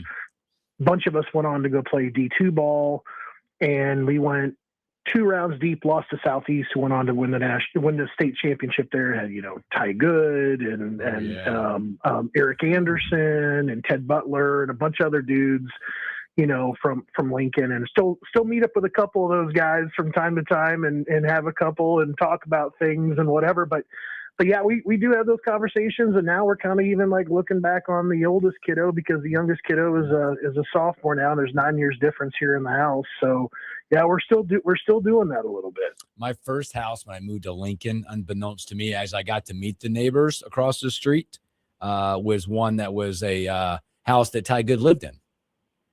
We spent some time in the old driveway talking. Yeah, I don't think people really remember, how good of a receiver he was. I mean, went to Notre Dame. I mean, left the state to go to Notre Dame. So very talented team that year. Is Ty a what if in Husker football history with recruiting? There's so many what if stories. Do you throw him under the what if category? Absolutely. I mean, I think to that point, trying to think back here a little bit. I think he was basically that first skill position guy to kind of shun the Huskers. I think there had been a lineman or two, or something along those lines. But and I know that things were very serious with the recruiting, around like Amon Green. I remember talking to Amon actually about his process a little bit. But yeah, I think I would absolutely include him. I think Tim Ritter is another name that would come up. Robinson's another guy that I would bring up as well. So yeah, I think good for me, at least in my era, in that era kind of playing and stuff like that. I think I'd have to have him on top. Again, we're speaking to Brian Munson with HuskerOnline.com. B, let's talk a little Husker football. Let's talk spring game. Yeah. Spring game is back. Let's talk about the importance of that. I know that's another day for recruits to come in, and it's a big one at Nebraska. Just give us the lay of the land of the importance of that game returning to Nebraska. Yeah, I mean, I mentioned it either in 3 and Out or Tunnel Talk a week or two ago, and it's almost kind of fun to go through last year's visits and see like where Nebraska was kind of at, entering into the spring, and then how things kind of seemed to kind of get peeled away through the spring. And then you kind of, you didn't have much of a recruiting activity or something else to kind of get players on campus again to end the spring. And then all of a sudden things kicked off again back in June, like with the Battle of the Boneyard and the huddle orientation and, and spring and summer visits and summer camps and official visits, etc. There was definitely a gap in last year's kind of timeline where, Nebraska missed on bringing some guys to town. I mean, you can't argue the significance basically of that if you go back and take a look at the year before. I mean, it was incredibly important. So I think when you get this date back and you give folks a chance, I think it's really it's really even more of it's a stronger recruiting tool, I think, for not necessarily the current senior class, but the ones that are underclassmen, because I think you're trying to emphasize what makes Nebraska important, and you're going to show them a glorified scrimmage, and basically there's going to be 60,000 or so fans that show up to watch that game, around that number, and I think that kind of opens up the eyes, I think, of the recruits, and then I think then that drives the importance of getting back in the fall to really see what a real game looks like, which then opens things up for junior days in the following winter. And then, of course, you get your springtime visits, where this year they're very important because you can bring back in guys like a day in the life of being a Husker and let them see practices and meetings and all the things that happen during the spring schedule. So it's a very important thing, I would say, for the 2028 class to kind of get the ball rolling with that group. I mean, you definitely have to do that. I mean, I'm not going to sit here and tell you it's not going to have anything to do with the 2027s. It does. But I see it as a much more an important tool to kind of lay the groundwork, the basis, and the importance of getting back again in the fall to watch a regular game. Who are some of the names that you have circled as potential candidates to make their way to Lincoln here during this spring? Guys that Nebraska would like to get in, as you just said, first in the spring and then back for a game in the fall. Do you have any names circled of names Husker fans should be following? Well, I think, I broke last week that obviously that 5-star Albert Simeon was coming in, and I think we got a date figured out with him on March 6th. So you're talking about him coming back next week, and then he's talking about he's already got an official visit set to come back later in the summer. That's an important dude. That's a guy that Nebraska has just, they have seen him trend very hard to A&M, and they have seen the changes obviously happening in Baton Rouge and how LSU then enters the equation. But Matt Rule has not given up, and Matt Rule has, gone down there to see him. I know that the trip there personally for him helped, move things around a little bit and keep Nebraska, in the picture. So I think Albert Simeon, is very clearly on top of Nebraska's board when it comes to grabbing an interior offensive lineman. And, the Huskers, I would say, are going to take at least two of those guys, this year. But then I think you pick up, and I was actually very interested. I was watching this guy's film last night as he was working out. Another big interior offensive lineman from Hays, Kansas, like Gus Corsair. Corsair, gets this offer from Nebraska. Nebraska makes his list. Hayes obviously out there, Western Kansas guy. I saw some of his workouts last night that he's doing on the side. Holy cow. That's a dude that can really move at 6'3", 290. He's a 4-star interior offensive lineman. So I know offensive line is a big part of the group, so we'll jump around here a little bit. So you get Juju Johnson that comes back to Nebraska again end of March. He was coming off a pretty significant knee injury a year ago, but the Huskers are still there in the picture. They're actually going to host him again in early June for an official visit. You get Alibaba to come back, obviously from Carteret, New Jersey. He's a 4-star offensive tackle. We're waiting on a few more names to kind of show up from like the 2027s, but we did break a pretty big one last night in 2028. So you got Trayvon Towns, a 3-star quarterback out there from Rancho Cucamonga in California. He's been in Nebraska twice. He came in for the huddle orientation, or maybe it was the Battle of the Boneyard. It was around that same time in early June. And then he was back for the Iowa game at the end of November. So he will be back again on March 26th. I've got a feeling that Trayvon is likely on top of Nebraska's board as being the top 2028 quarterback. So keep an eye on that one. And I would also look for other 2028 quarterbacks, because we all know that that's an accelerated timeline. We aren't really going to be talking about a lot of other positions in the 2028 group outside of quarterback that are really like guys that I would expect to have them, commit like in the coming months. Like I would kind of anticipate that with a lot of these guys. There's just a really different set of musical chairs there for recruiting quarterbacks. Again, we're speaking to Brian Monson with HuskerOnline.com. Well, we all know as the recruiting /portal I'm out continues in college football. Let's dive into that running back room just a little bit, as Amir Brown is now going to visit some more schools. Talk about the waters that Nebraska are in right now, because still yes, maybe a no. I'm going to go visit. navigate those waters a little bit for us, and some of the names to look out for, because this was a group that they were really bullish on, saying we're not adding. We've got guys that we're really happy with. Yeah, I agree. I agree with you. I think this is some uncharted territory here. I mean, I felt like, I was a little bit surprised to see the news kind of pop up that Amir was going to take that visit. Although, he seemed pretty excited, I guess, about Alabama entering the equation for him a little bit. So he's going to go take a look. But I think that Nebraska has some options. I mean, I hate to say that, because I love talking to Amir. He's such a great kid, and I do think there's probably some reason to believe that maybe he'll go through the other visits too and remain with Nebraska. But the Huskers are, they were announced to be part of the leaders for Isaiah Rogers. And Isaiah Rogers is from Springfield Central High School out there in Massachusetts. He's a 4-star running back. He visited last year for the North Dakota game. He really had a great visit. He is fun to watch because he has got great lateral quickness. He's got some tremendous vision. He can get up and get to speed very, very quickly. I think he averaged like 8 yards a carry, like 7.8 yards a carry last year.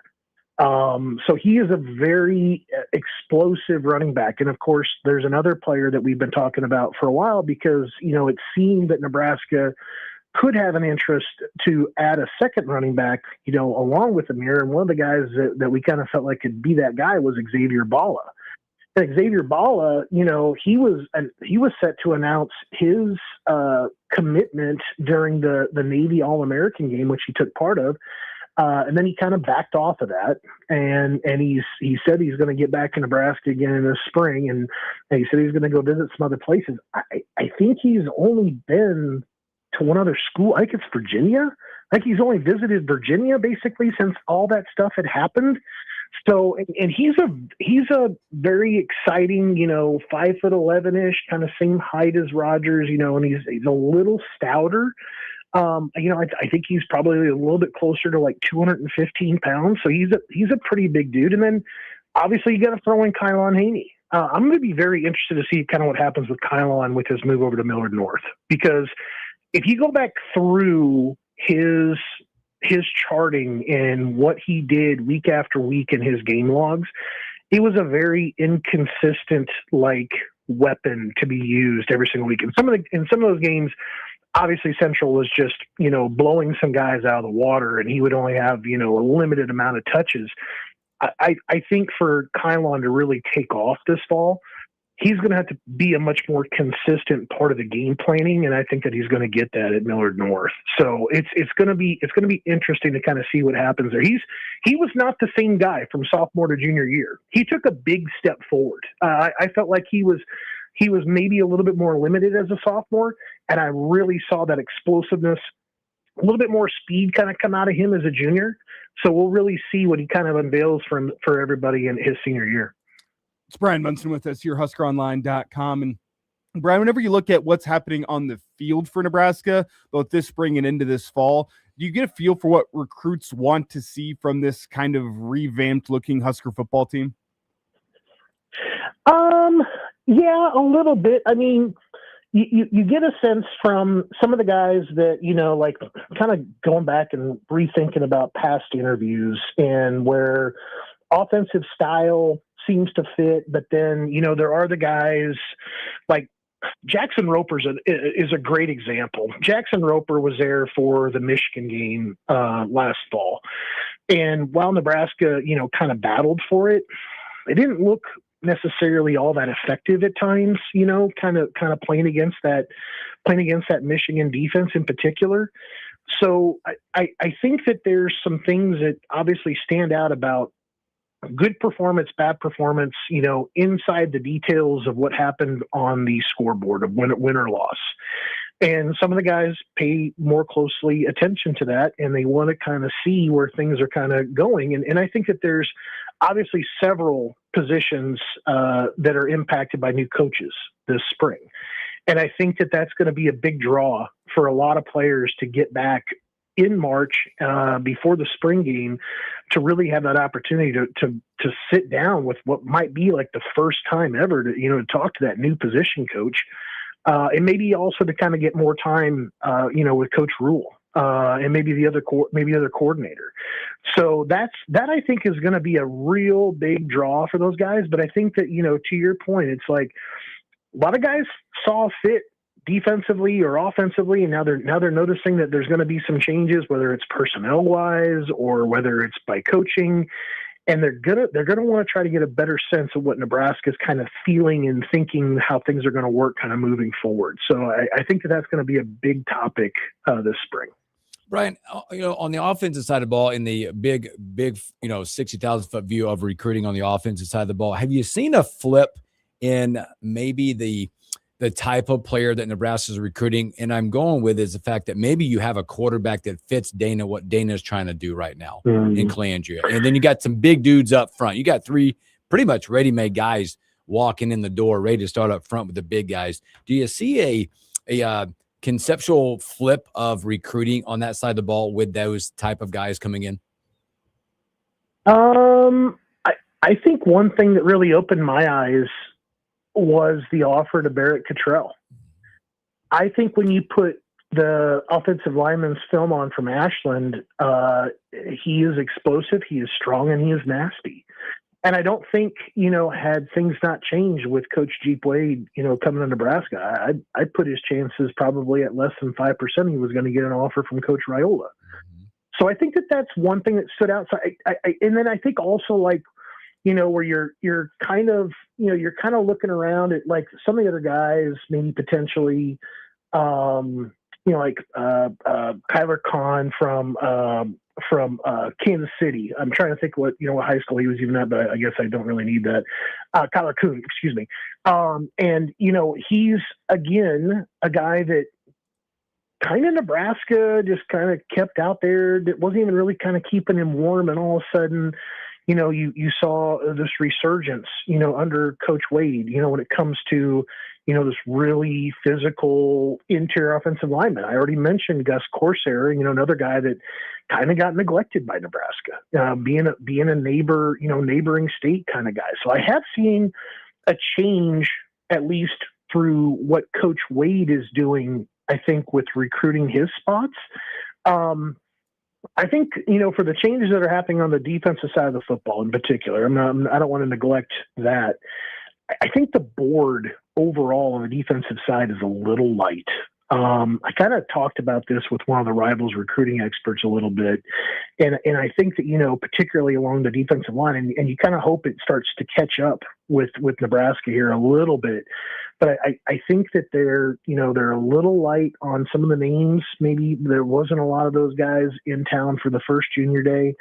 You're kind of hoping that it catches up here in the coming weeks just because of all the spring activity and bringing the visitors in, and obviously the spring game, like you mentioned.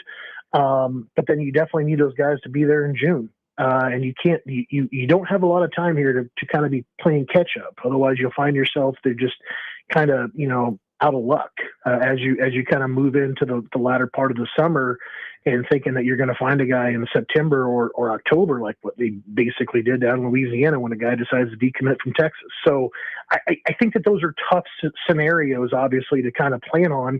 But I think Nebraska is a little light on the defensive board right now, if you ask me. But I think Jeep Wade has done a heck of a job in really making and bringing in, I think, some of the more talented offensive linemen in the country. I love that you mentioned Cottrell because, he comes from a family of athletes. Yes.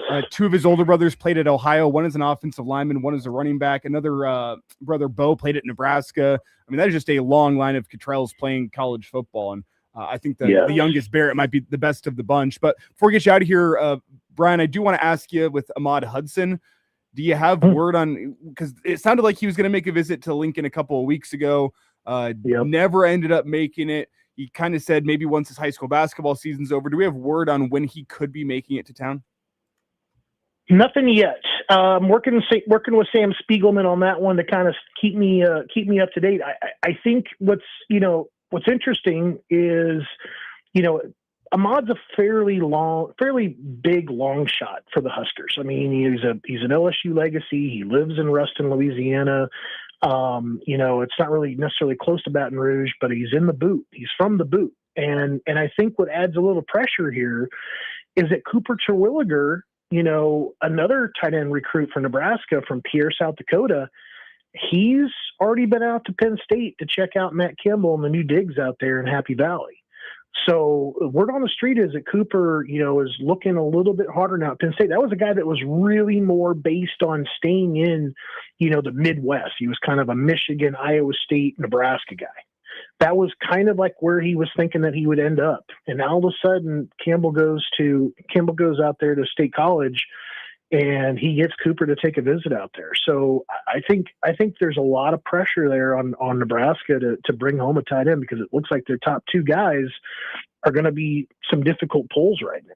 So we'll see how things kind of move here, because I think the big news here is who visits from those tight ends that Nebraska has offered, whether it's Ahmad or Cooper, and what can Nebraska do to kind of make up some ground for both. Well, Brian, always great stuff, my friend. Thanks for taking the time with us every Tuesday. Thanks for hanging out with us. Take care of yourself, and we'll talk to you real soon. Be good, guys. We'll see you. Thanks. Brian Monson, HuskerOnline.com. Great stuff from him. Let's take a break. We'll come back and do stories that we missed.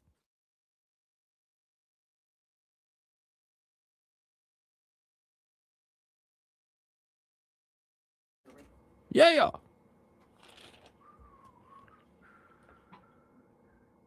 Yikes.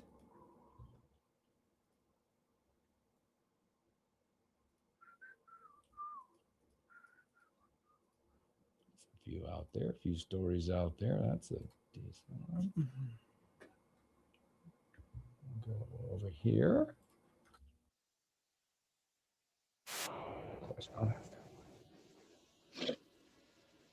I think this is done.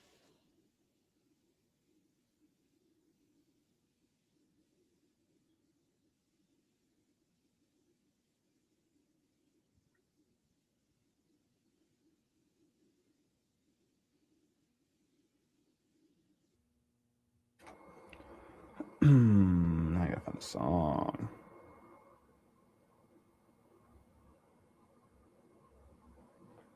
I have all the faith in the world in you.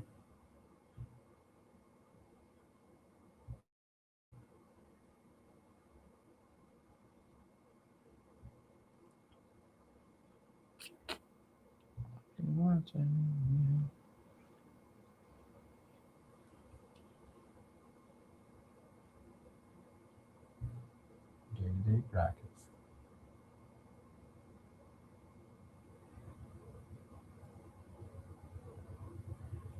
Oh, don't do that. I don't like Andy Katz. And Katz puts out like his every game.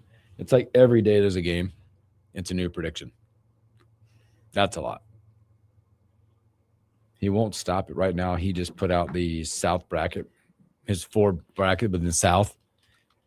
Why do people want to keep putting the 3 Nebraska Cornhuskers in the same area in Oklahoma City now? Just stop it. They won yesterday. They were a better seed now. I needed both those things to happen.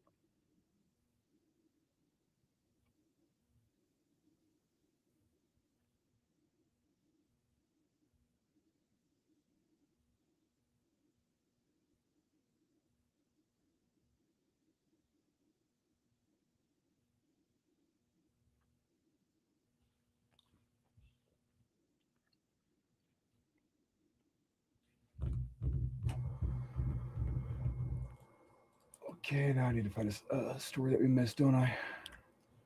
We got a couple. It's 6:40 on the clock here. 6:40. How much time we got before we come back? About a minute. All right. Do you believe in, like, I believe in this, there's good and bad days, type days to do things? Oh, yeah. Today, I'm debating. Is it good day car wash? I was debating the and same gas. thing. I think it's good day for car wash if you're willing to get a car wash later this week as Yes. But like, there's good and bad days to do these things. Get that road salt off your car as soon as possible. Yeah. Understanding you're going to kick more grime up onto it as the week goes on. And to get gas. Warmer day to get gas. Not a bad day to get gas. Yeah, I'm just saying, I'm a firm believer in good and bad day to do things. I'd say it's a good, not great day to get a car wash. Yeah. But you perk up. They'll be busy today because it's going to be in the 50s. Yeah. I give this is a solid 6.5 day to get a car wash. Yeah.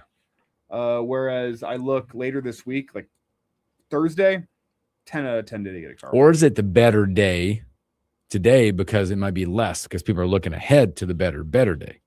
Now there's still people. Or guys like me that will go through the car wash 4 times a week if I have to.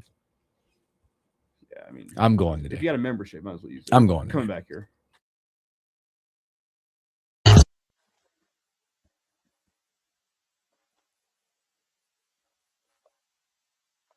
Welcome back in the morning hookup. Special thanks to Brian Monson with HustlerOnline.com.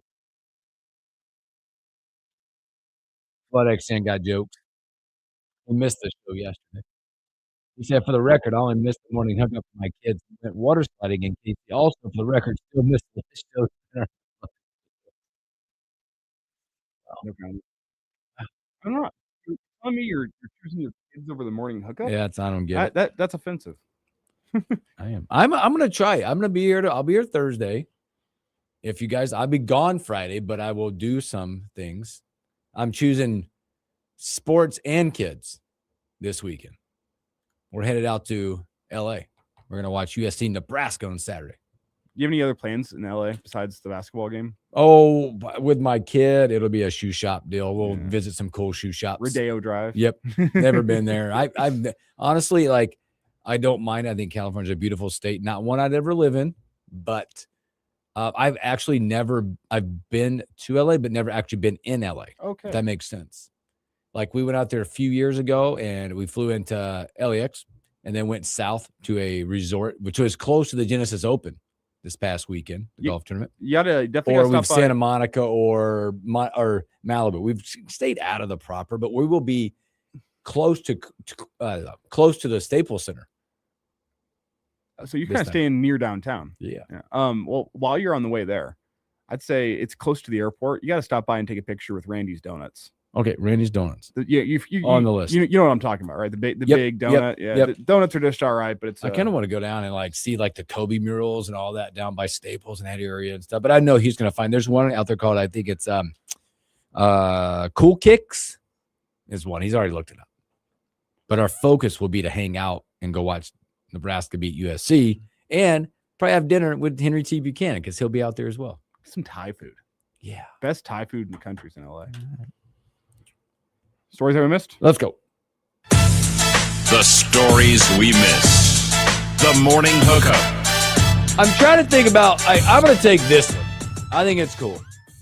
NC State. So you committed to play football at NC State, following in his dad's footsteps. 2027 quarterback Gunnar Rivers, son of Phillip Rivers.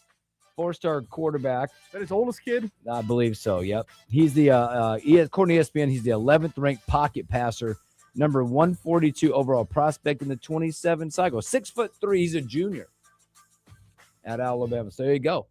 Congrats, following your dad's footsteps. He's committing, and his dad just played in the NFL this past season. Big year for the Rivers family. It's pretty cool. Now, will I be watching any NC State games? Probably not. No. But it won't hit the record. It won't hit the books. We'll see how good they are. You got another one? I got another. I got one. Okay. Do we care? But that Floyd Mayweather is coming out of retirement to fight Manny Pacquiao. Yeah, it's set to be. They're calling it the fight of the century. It's going to be at the Sphere. Which one of them you think ran out of money? I don't know. It feels like Mayweather has a lot. Like, he shows it. And he's what, Floyd Money Mayweather, right? I don't know. This doesn't have the same appeal that it had. What was it, like 15 years ago? Yeah, I know it doesn't. It felt like the last time it was like big time. That was May of 15 when this happened, right? 10 years ago, 11 years, whatever it was. Say it reportedly drew more than 4.5 million pay-per-view buys the last time they did it. But they were both at the height of this thing. But this thing will September 19th, Saturday, live globally only on Netflix. Hashtag #MayPac2.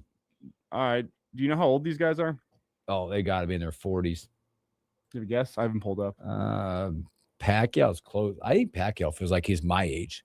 I'm 48. He's close to that. 40. He's 47. Yep. Okay. Mayweather's like 43. He's 49. Whoa, he's on the other side. Yeah. I did not realize these that. are some aging boxers. Well, I'd tune in probably because it's free on Netflix. You got to feel like this is probably, I don't know, Pacquiao, he ended his retirement already. He fought in July. Mm-hmm. But somebody needs some cash.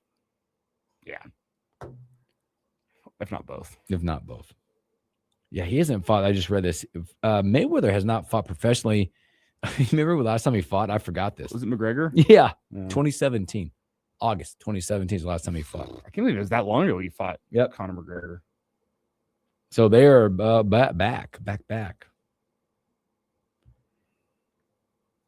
The Braves in news, they signed their ace back to a 1-year deal for $27 million.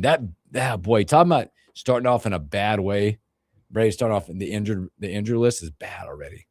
Swelly had surgery with the bone spurs. They got another pitcher that's out. Not a in Sale, by the way, 1 year, 27. They restructured his deal a little bit, but it's he'll be 37 coming up. Speaking of some baseball injuries here, I know we've talked about this a lot. Chris Bryant has kind of gone on the record with some of the injury issues he's been dealing with. Did you hear about this? He says the pain he feels daily is like being electrocuted in my whole body. Oh, God. He's been dealing with, I believe, degenerative. What's the degenerative discs in his back? Yeah, that's bad. He's played 170 games in 4 seasons with the Rockies. Lumbar degenerative disc disease. Seems unlikely he'll ever play the game of baseball again, though he does have to continue reporting for spring training. Man, I know we've complained about that before. That's still one of the worst deals in MLB history. But man, he was so. If it's going to be this, the Rockies, you have insurance on these types of things. Yeah, but he was electric. Thank you, guys. Arlo, the quickest, most enjoyable 2 hours of the morning. Thank you. Great show. Thank you. We appreciate you, Flex, and thank you. We appreciate you guys and all your great comments and also just hanging out with us. Tomorrow, we'll talk Nebraska, Maryland, Henry T. Buchanan, and a whole lot more. You guys have a great Tuesday. We'll catch you on a hump day.